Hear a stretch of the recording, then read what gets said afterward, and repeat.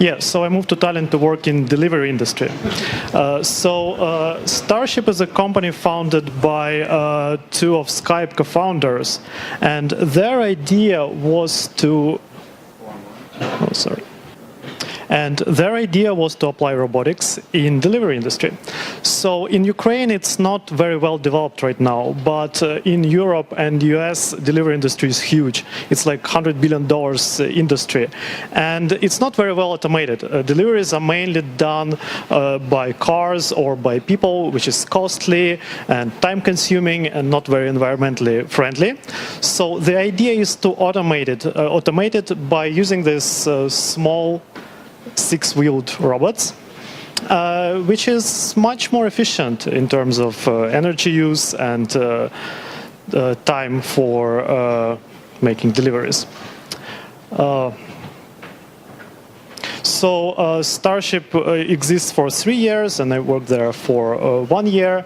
And from initial prototypes, it grew to a company with more than 100 employees. Right now, robots are tested in several different countries, in many US states, in Estonia, in Germany, in Netherlands, and Switzerland, etc. There are some... Oh, sorry. Okay. So there are commercial partners like Domino's Pizzas or Postmates who do food delivery in US. And in total, right now, 100 robots are driving on the sidewalks, collecting data and being tested.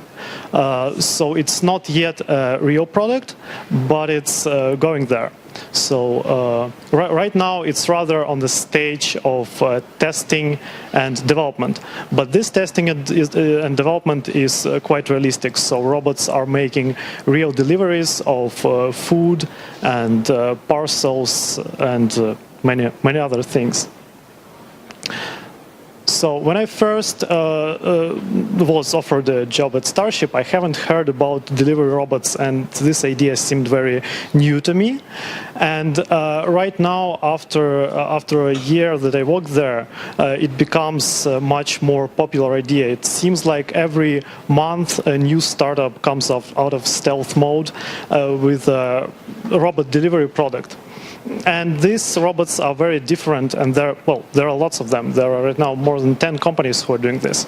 And these robots are very different. So starting from this KiwiBot, which is basically an Android phone on wheels, and which costs probably several $100s, then going to a bit more advanced robots like this Piaggio Gita robot or Starship robot, which cost several $1,000s, which is cheap by robot standards, because majority of industrial robots costs much more.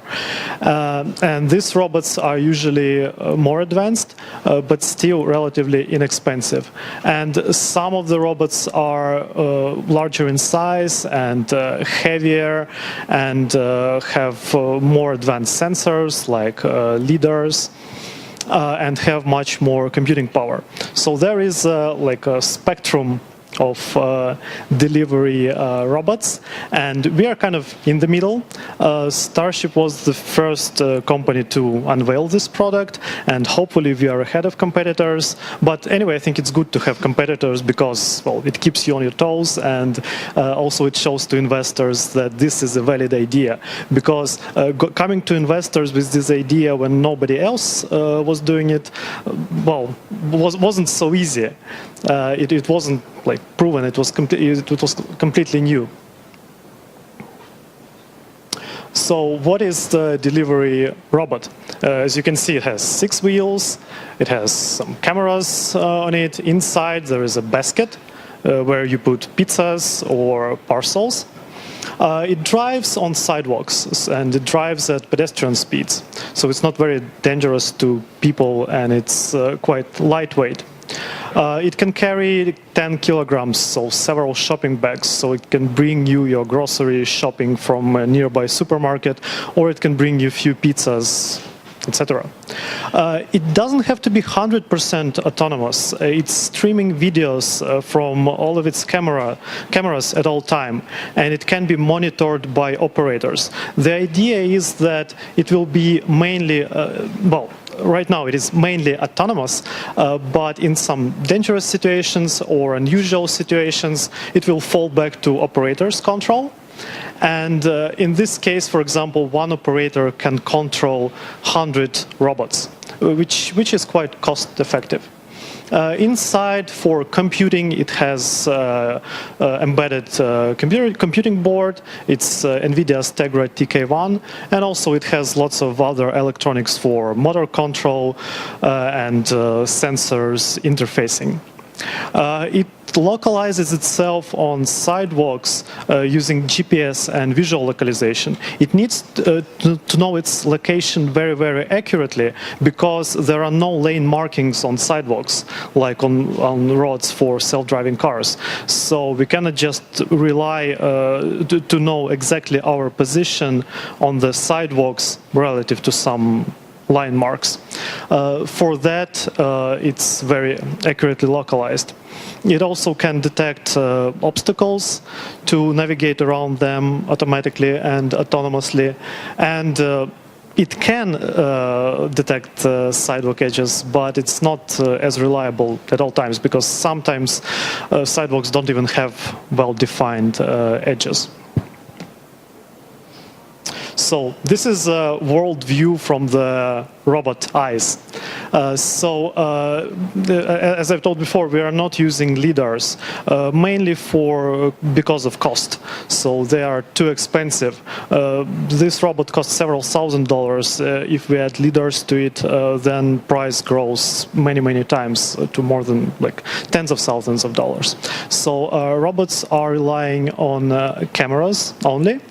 And it has 9 cameras in total. So there are 3 stereo pairs and also 3 additional mono cameras. So 9 in total. And as you can see, it's almost a 360 view. So this is a camera view in some road crossing in Tallinn, and you can see everything around. We also have ultrasonic sensors and Doppler radars, which detect speed of cars and bicycles and people. And because the embedded board is not very computationally powerful, we of course aim to process all the images in real time, but well, it's a bit of a stretch for real time. It's around 5 to 10 frames per second, which is enough to detect most of the obstacles and enough for responsive remote operator control. So for the robot software, we need to implement full stack of computer vision software. So we need to do image acquisition, and image acquisition from 9 cameras is not a super simple task in itself. Also, we need to correct the image, undistort them, correct for exposure and contrast, etc. So there's a lot of low-level image processing, but it's not very interesting. I will not concentrate on it. Mid-level image processing is it's stereo processing for 3 stereo pairs. It's line detection. Straight lines detected from images are used for visual localization. And for higher level, we are also doing object detection for things like people, cars, traffic lights, bicycles, and so on. And all the output of the computer vision algorithms is used for localizing robot in space and for detecting obstacles. So this is an example of visual localization visualization. So as you can see here, the red lines are straight lines detected from images. And, oh, I'm sorry. In this case, purple lines are the lines that are detected from images. And red lines are lines that were mapped before. So the idea for robot localization and mapping is that first time that we need to drive some route, we drive it fully on manual control. And on this route, a robot is collecting all the video data. Then offline, this data is put together and mapped into a consistent 3D map of straight lines. So these red lines here were mapped, and we know their 3D position in space. And then on all the next driving on these routes, robot is matching detected lines to mapped lines to get its position. And it works quite well in practice for both mapping and localization. We can get below 5 centimeters accuracy if we combine it with odometry and GPS. Lines in this case are a bit unusual because we are not using point features, which are often used for similar problems.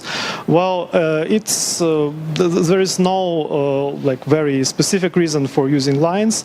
It's just mainly just because it works well in practice. But also there are some arguments for using lines because they are less sensitive to occlusions. They work well in both textured and untextured environments, and also it's also important for computational efficiency because there are not as many straight lines in the world around us as for possible point features. So it's also less computationally expensive to process all the lines that we see. For obstacle detection, we are using stereos and ultrasonics. So in some sense, ultrasonic field of view is complementing stereo field of view. So ultrasonics can be used for closer objects, and stereos can be used for more faraway objects. There is nothing fancy for stereo processing in this case, because we have to process 3 stereo pairs in near real time on Tegra TK1. So we cannot use these advanced algorithms that were described before. So it's actually nice that in the previous talk, the algorithm that we are using, this scan line block matching, was described quite well.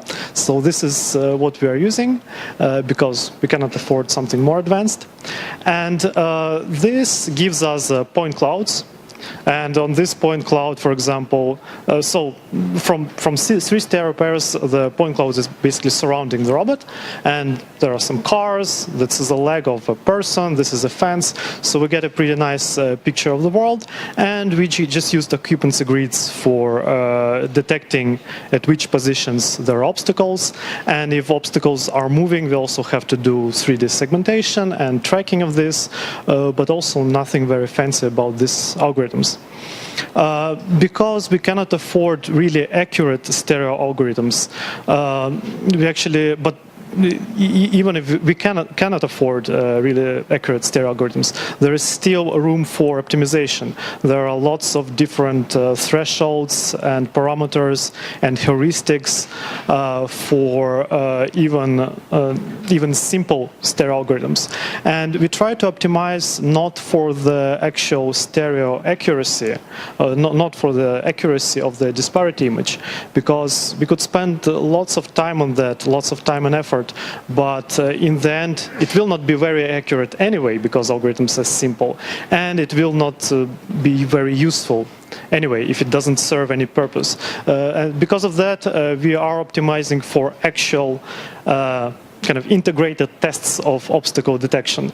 So we have a large data set of short video fragments in which a robot sees some obstacles, and for each change in the algorithm, we are able to quickly test against all of these tests to see if robot will detect the obstacle correctly. And we aim for high accuracy of obstacle detection first and foremost, not just disparity image accuracy.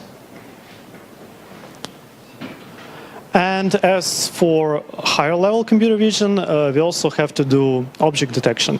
So in this case, for example, a person was detected and blurred out for privacy reasons, because in some countries we cannot actually show you images of people because that would be kind of like automatic surveillance.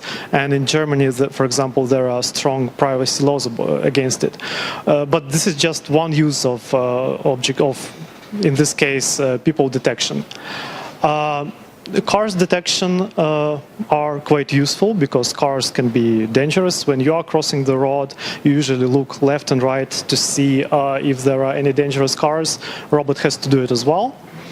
Traffic lights are also useful for road crossings. And there are lots of challenges for object detection when it comes to real life. So cars, for example, can have lots of viewpoints possible. They can be occluded, they can be not fully visible, they can be very small. In this case, for example, there is a sun flare, and it's hard to see, but there is a car indeed there. So it might be hard. One other problem is, for example, raindrops on cameras, which are distorting vision as well. We tried different approaches to this, and it looks like mainly deep learning is able to solve this with good enough accuracy. But the problem here is that it's computationally expensive. So one-shot detection algorithms, which were developed not so far ago, a few years ago, can be quite fast. For example, you look only once object detection, which is a good example of one-shot object detector. It's a feed-forward neural network that is trained for regressing positions of object bounding boxes, and it is very fast. It can be as fast as 10 milliseconds per image. But the problem is, when you're reading about real-time object detection, it's usually reported for desktop-grade GPUs. So in this case, it's 10 milliseconds on Titan X. And TK1 is around 10 to 20 times slower than that. So actually 100 images per second on Titan is 5 images per second on Tegra, which is still kind of good enough for almost real time, but also to have a surround view around the robot, we have to process at least 5 cameras. So this is 1 frame per second. And also this has to be done in parallel with all of the other computations like stereo processing and line detection and well, all the other thinking processes inside of robot's brain. So it is a bit of a problem in this case, if you want to solve it. If you want to detect objects, 5 frames per second. So what is the solution for that?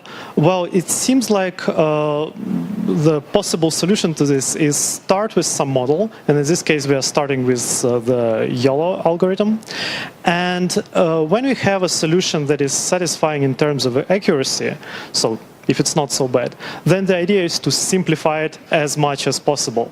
So there's lots of ways to simplify neural networks, like removing layers, or decreasing resolution, or decreasing number of convolutional filters, or reduce number of classes, etc. And if we look at the processing time versus accuracy, usually this chart has this shape, this kind of shape.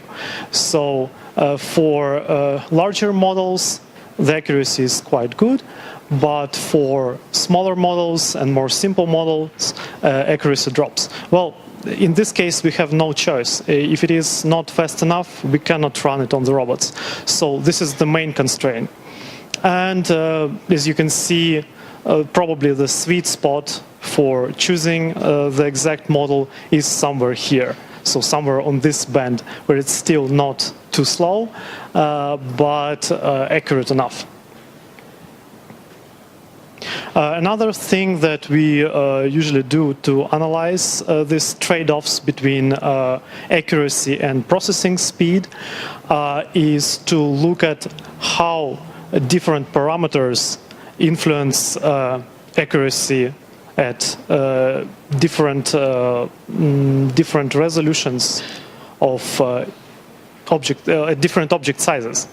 So, for example, in this case, if we reduce the resolution 2 times, then we obviously will have a decrease in accuracy of object detection. But if here this chart is a histogram of detection accuracy for cars of different sizes. So if we decrease resolution, actually only the very small cars are not detected, and other ones can be detected quite well still. So for example, in this case, this car, which is blue rectangle, is not detected, but all the others are detected. And then it becomes more of a problem of analytics and kind of business decisions and system requirement specifications, because we can decide on which model to use, actually based on the requirements, like on which distances do we have to detect cars, how accurately they should be detected on different distances, etc.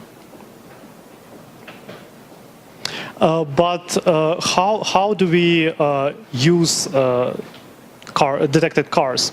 Well, main applications is safe road crossing.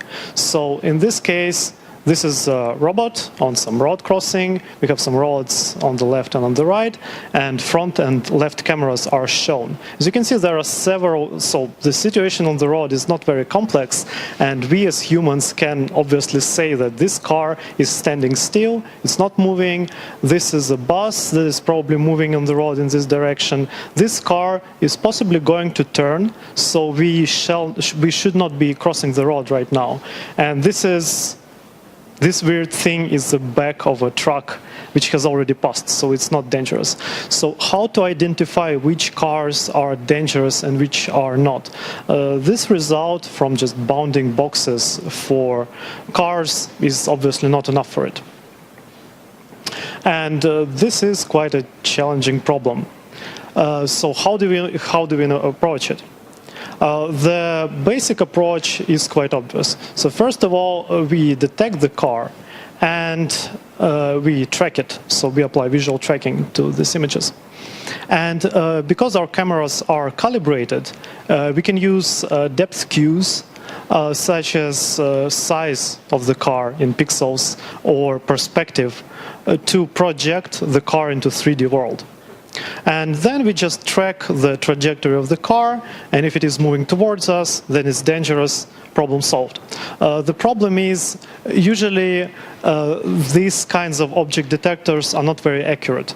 So this box can have an error of tens of pixels, and each pixel will translate to difference in distance to the car of several meters.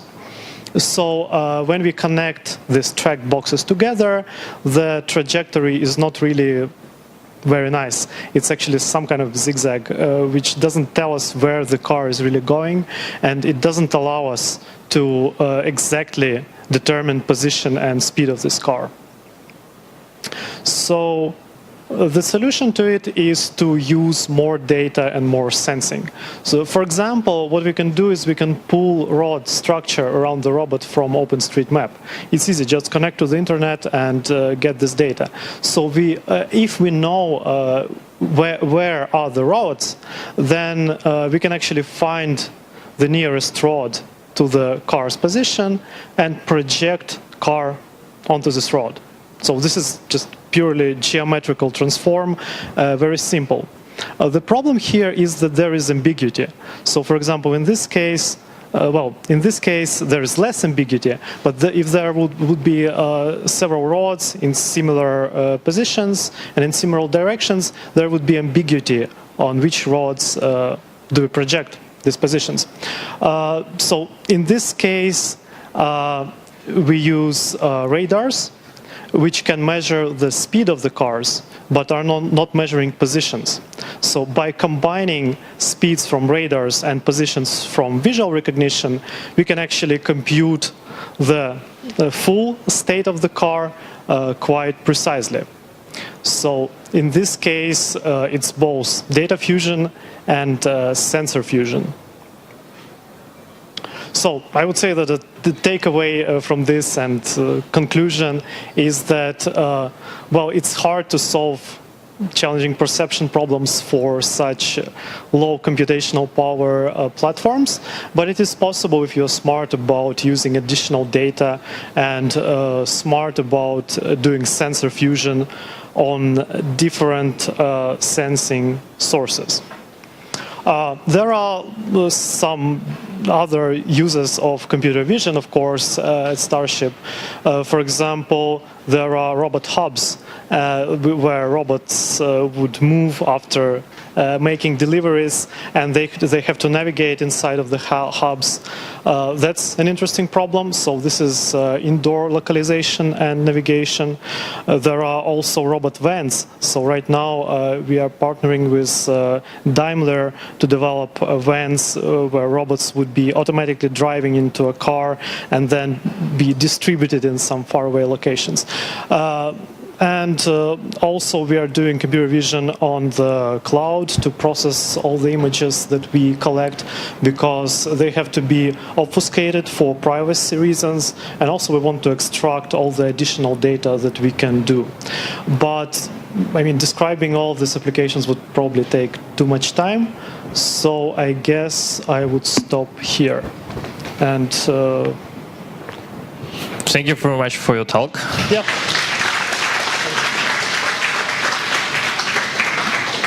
We have time for 3 questions, you see? Sure. 3 questions, okay. Use close to me, but maybe we'll take 5 questions, okay? Yes, thank you. I have questions rather about the Starship business model. So, and first is like how autonomous are the robots right now? And the second is how cheap should they be to really compete with like vehicle-based delivery? Thank you. Yes, well, right now, if you, I'll answer about price. It's a bit hard to tell, of course, but right now, if you order food or parcels, it will cost you maybe 5 to 10 euros in Europe or US. So if the robot's delivery costs around €1, that would be viable, and that's the target. That's our target. So eventually, this should cost around €1. And the main, well, it actually doesn't consume much energy, so main cost is probably servicing it, maintaining it, and actually amortizing the cost, etc., etc. But I wouldn't get into it. And as for autonomous driving, right now they're driving around 80-90% autonomously. Main time spent non-autonomously is on road crossings, because we want road crossings to be really safe, because it's not very nice to be hit by a car, and that's why operators are waiting for on road crossing to make the choice, not the robots right now. Yeah. And what is the range of Yeah, so they're supposed to be working in in like 1.5 mile radius, so they range around like 1 or 2 miles. Yes, I'm sorry, did I skip some part of the question? Yeah. No, that's fine. Next question. You already asked us something. Hey, thanks for the talk. So I think this is kind of another non-technical question. Like, how are you planning to deal with robbery? And it seems like a very easy prey for not so well-minded people. You know? So right now, during testing, and it sometimes causes confusion. So right now, during testing, there are always a human walking near the robot to monitor what's going on, partly for safety reasons, and they are noting what's going on around, and sometimes they are close to the robot, so it's obvious that person is near, and sometimes they are farther away. So after driving for 50,000 kilometers, there were no attempts at robbery, probably because we can choose which areas we drive in. So we probably will not drive in some shady area. That's first. Also, robot is like driving CCTV monitoring station, basically, so you will probably be captured if you try to steal it. Also, there can be sound alarms. Also, it's tracked by GPS. So this all together seem to make them pretty theft-proof. Thank you. Hi, Sergei. Thanks for the talk. My question is related to the localization part. You said that you're using lines as features. Yeah. And why is this? Have you given up points, or is there any specific reason? So I listed several reasons. So one of them is that there are fewer lines than points, so it's just easier to match. Because, for example, we can have up to 1,000 feature points in the image usually, and for lines that would be several dozen usually. That's one reason, and another reason they work well in untextured environments, for example, because there is a problem with untextured environments for point features. And well, I can probably list some more benefits, but the main reason is probably that it works well in practice. As I understand, the main problem is routing in a crowded environment with big occlusions. So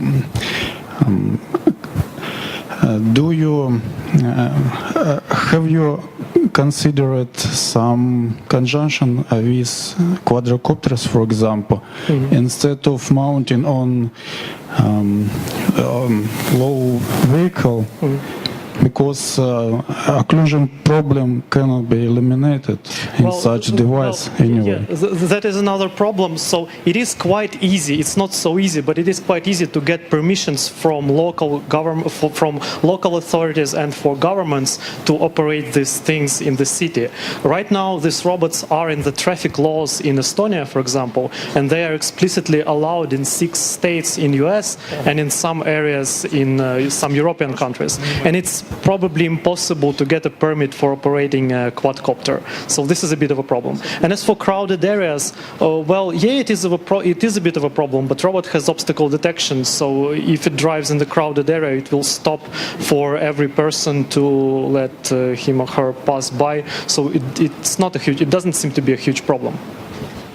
Thank you. Okay, I will accept 3 more technical questions. Okay, yes. 3 more technical questions. Yeah. Thank you for the talk. My question is, how do you train these robots? I mean, do you use some reinforcement learning, or you program them by hand or something else? Thank you. Yeah, right now it is all done by hand, mainly probably because for such a complex problems, some kind of reinforcement learning would take like large amount of data, and it's really like it's really hard to obtain this data. Do you, for example, do you annotate it by hand, or do you collect this data autonomously? And we cannot actually learn from errors. That's a problem, because if we make an error, then we crash into a person or into a car. So this is not something that we can afford. So right now it's by hand. Hey, so having collected this 50,000 kilometer data, or well, maybe you haven't stored all of it, but I want to ask you something about the experience, in the sense that how much is the object detection actually working, and would you improve, for example, the network part of this problem, or would you go for other data modalities and add other stuff which is complementary? I mean, where is the bottleneck in towards complete autonomy? Yeah. I would say that object detection works quite well, and the bottleneck is probably adding additional sensing sources, which would be on one hand helpful and on the other hand cheap.